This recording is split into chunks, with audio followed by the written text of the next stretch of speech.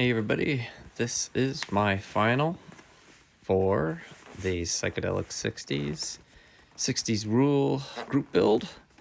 It's a 1967 Corvette kit from Revell, painted up to have some of the American flag theme that is on the Austin Powers Corvette. It was a blast to build. I really enjoyed trying to do the freehand stripes on this one. It's the first time I've really ever tried anything like this. Really happy with the way it turned out. It definitely came with its challenges, unexpected challenges, and as usual, it came from a very minor mistake that I made that I guess I'll chalk up to a learning experience. The interior is not the right color for the movie. The wheels aren't right. It's not even the right year. It wasn't even a big block car, but I don't care. I'm taking it. I like it. Here's where the trouble began. I used a red Sharpie to put down the lines for the taping. And that red line decided to dissolve into the white paint. So as I started painting her up and then removed the tape, you can't really see them in these photos, but there were red lines still present in the white stripes that I ended up having to sand and sand and sand to get them out. They're never really all the way out, but they're out enough. Still, I'll take it. Came out pretty nice.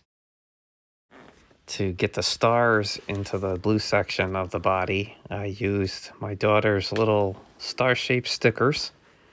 Got them all stuck into position, and then sprayed the blue over the top, let it dry, and then carefully peeled the little stars off. You may have picked it up on one of my earlier update videos, but I sanded the grill to get it so that all the louvers were open and on the grill itself before I glued it in to give it a little more detail. For the wheels, after I removed all the chrome from them, I first sprayed them with some of the Model Master silver chrome paint. I didn't want to give it that mega chrome finish because that's not really how the wheels looked in real life. They were more of an aluminum finish. And then after the silver dried, I used some flat black paint and one of my really tiny brushes and brushed in all the black. And once it was on there, I used my finger to kind of clear off any paint that I accidentally got up on the louver area where you don't want the black. It really actually turned out quite nice. I was surprised at how nice the wheels look with the black in there. I really tried to detail the interior well since it's a convertible. For the gauge detail, I first masked off the red and painted it black, matte black, and then used a razor blade to carefully scrape away the black to reveal the white underneath, and then finished with a Malta pen.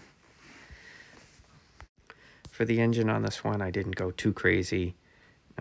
Did some minor detailing and shading with the carbs, added the fuel lines and plug wires, detailed the heater hoses a little bit, or just for a little added detail.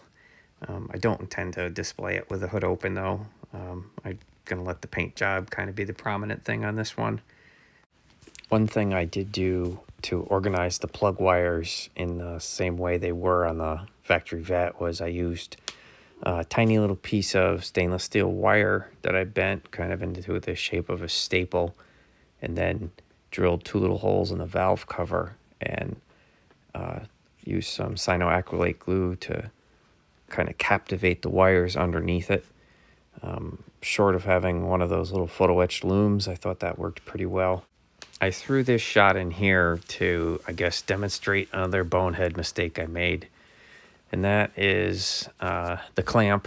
I used a felt buffing wheel to what I thought was going to be protect the paint, and clamped it as I was letting the glue dry to hold the body to the frame. Left it overnight, came back the next day, released the clamp, and the felt had completely ate into the clear coat, which really was a strange thing because the clear coat at this point had been on it for weeks.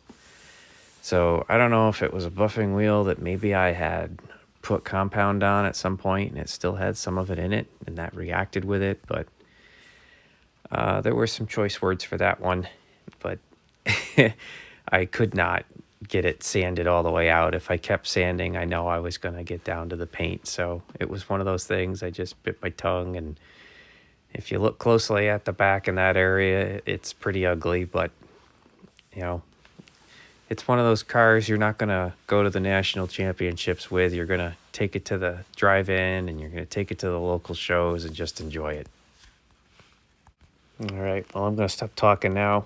I want to give a shout out to 60'sRULE for doing the group build, and looking forward to continuing on to the next one. Take care.